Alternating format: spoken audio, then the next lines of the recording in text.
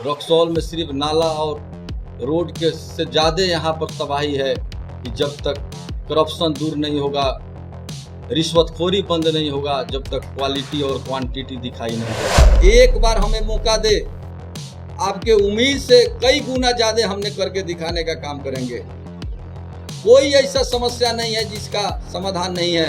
6 महीना के अंदर सारे समस्या का समाधान हमने करके दिखाने का धरातल पर काम करेंगे। 20 साल से तो लूट खसुट का माहौल चल रहा है, लेकिन 5 वर्षों से एक छटाक कहीं मिट्टी भी गिराने का काम नहीं हुआ। ईमानदार लोगों के साथ सुरेश यादव हमेशा खड़े थे, हमेशा खड़े रहेंगे और बेईमानों के खिलाफ जो है इन्होंने आंदोलन किया है और आगे भी आंदोलन करते रहे। सबसे पहले रक्सौल से भ्रष्टाचार मुक्त बनाना है, जो रिश्वतखोरी है उसको जड़ से मिटाना है।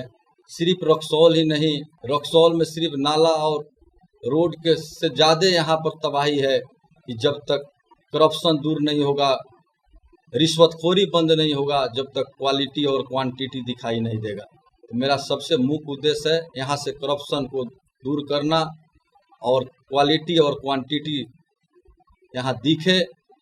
इसी उम्मीद और विश्वास के साथ हमने मुख्य पार्षद के रूप में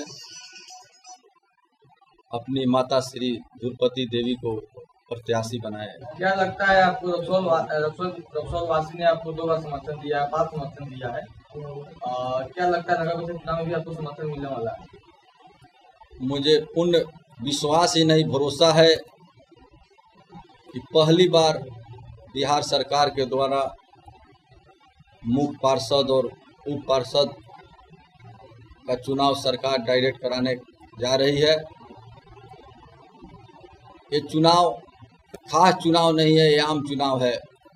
कल तक खास चुनाव में जो आपके देखने के मिल रहा है रक्सौल में कि 20 साल से जब तक रक्सौल नगर परिषद गठित हुआ आज तक कहीं कोई काम दिखाई नहीं दिया। लेकिन इस चुनाव से ही रक्सौल का दशा और दिशा दोनों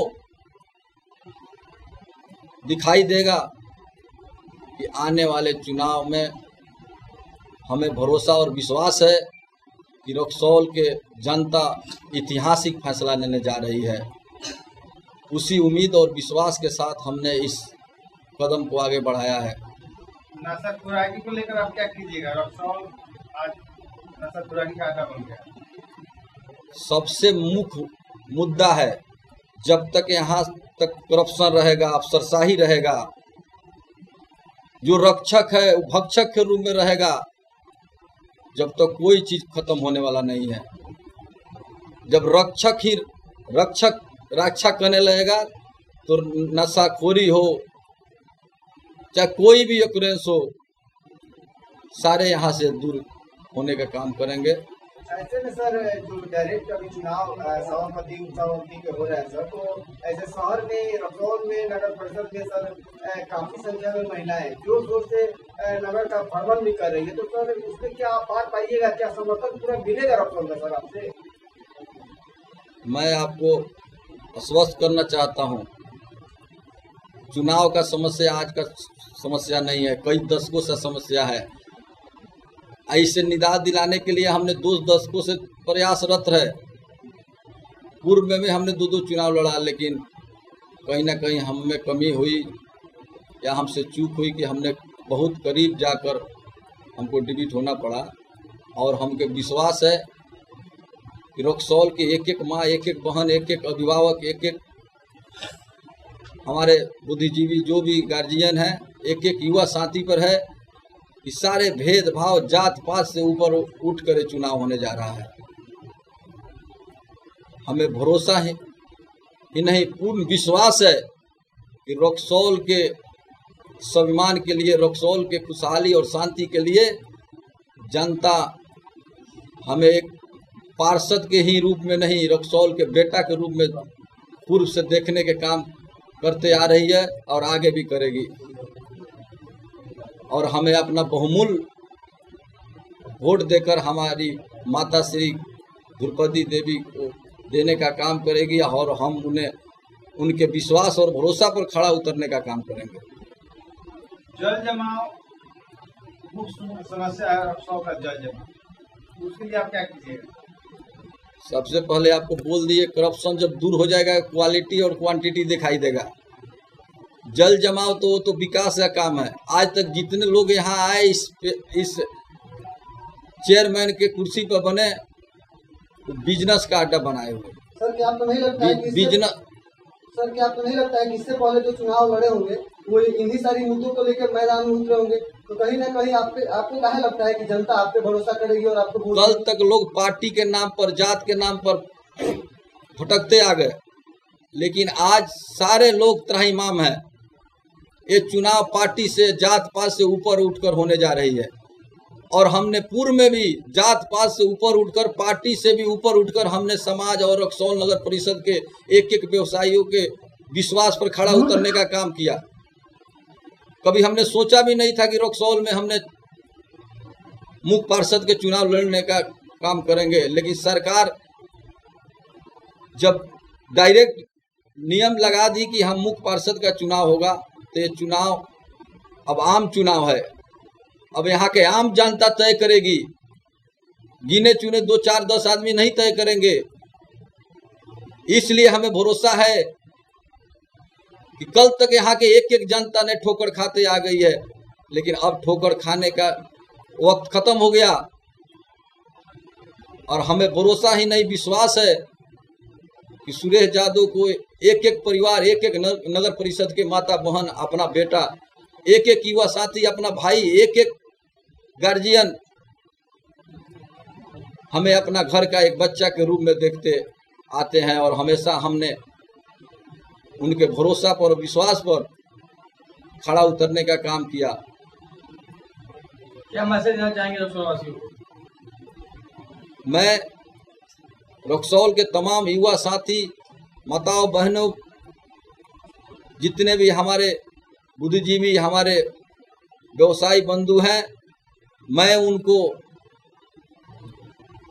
भरोसा और विश्वास दिलाता हूं कि एक बार हम पर भरोसा करें, एक बार हमें मौका दे। आपके उम्मीद से कई गुना ज्यादा हमने करके दिखाने का काम करेंगे। कोई ऐसा समस्या नहीं है जिसका समाधान नहीं है। 6 महीना के अंदर सारे समस्या का समाधान हमने करके दिखाने का धरातल पर काम करेंगे। हम हकीकत पर और करनी पर विश्वास करते हैं, कथनी पर विश्वास नहीं करते हैं।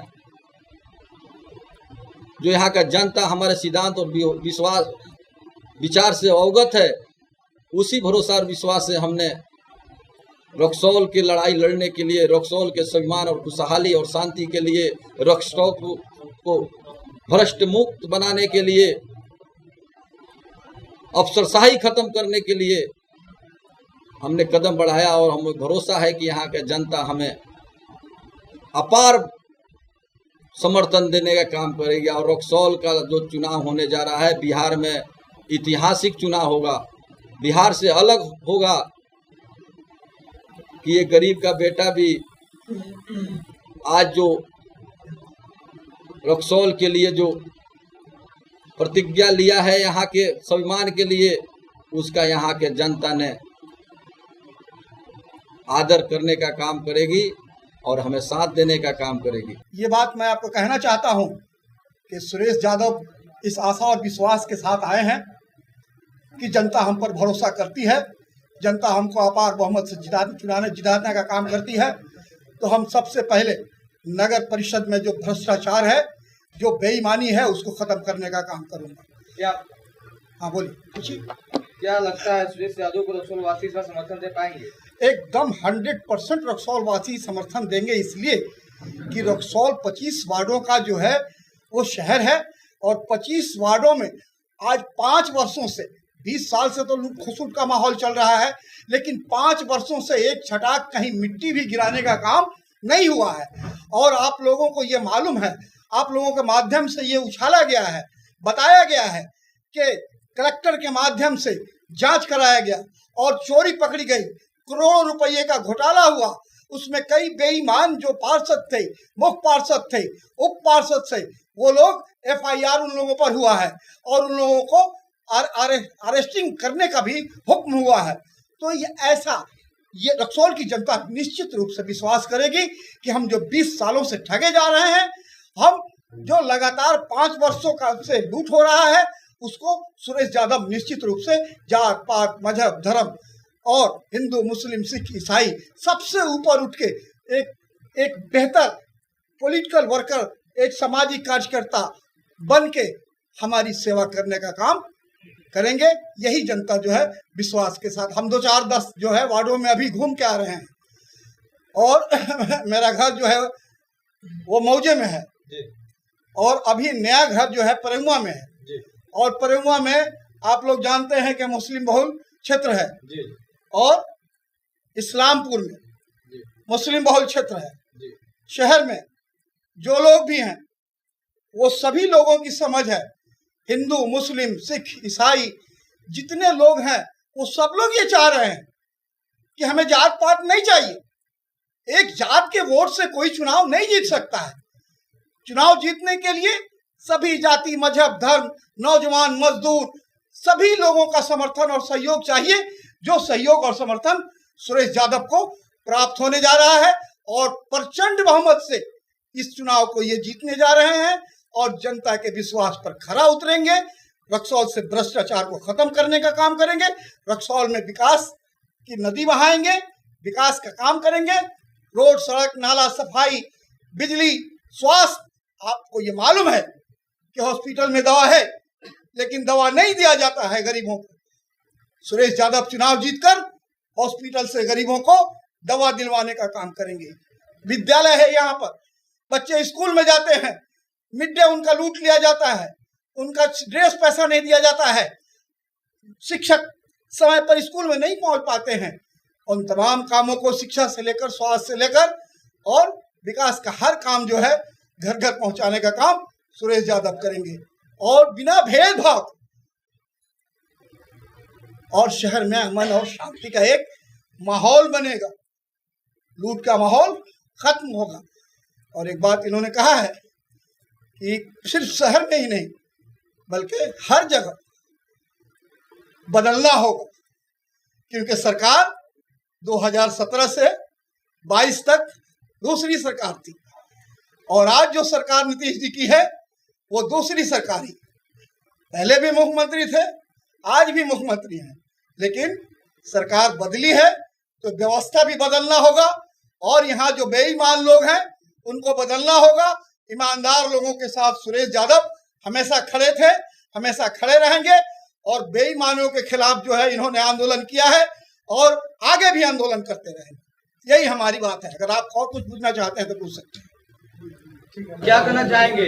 रक्सौल में देखा है तो नगर परिषद चुनाव होना है और बहुत सारे सभापति लोग चुनावी लोग वोट भी मांग रहे हैं। इसी को देखते हुए सुरेश यादव भी वोट मांग रहे हैं और चुनावी मैदान में उतरे हैं। तो क्या लगता है रक्सौल वासी इस बार किनको जनप्रतिनिधि देखना चाहते हैं? क्या रक्सौल वासियों का इस बार मतलब मुख्य उद्देश्य है?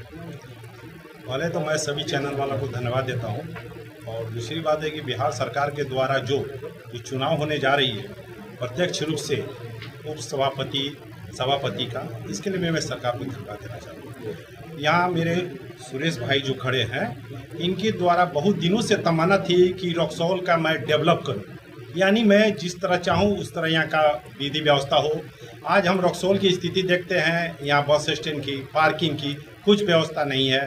5 साल तक 10 साल तक जिन्होंने भी यहाँ उप सभापति के पद पर यहाँ रक्सौल को नगर पालिका से नरक पालिका बना दिया और मैं ये वादा करता हूँ, मैं विश्वास पूर्ण देता हूँ कि सुरेश जी के द्वारा जो भी काम होगा वो पूरे रक्सौल वासियों के हित में काम होगा और साफ सुथरा होगा और किसी प्रकार का कोई डाउट नहीं। यहाँ के नगर वासियों से मेरा यह अपील रहेगा कि यहाँ के नगर परिषद के विकास के लिए एकमत होकर पूर्ण विश्वास के साथ में उनको जिताने का कार्य करें, जिसमें हम लोग पूर्ण रूप से उनके साथ हैं।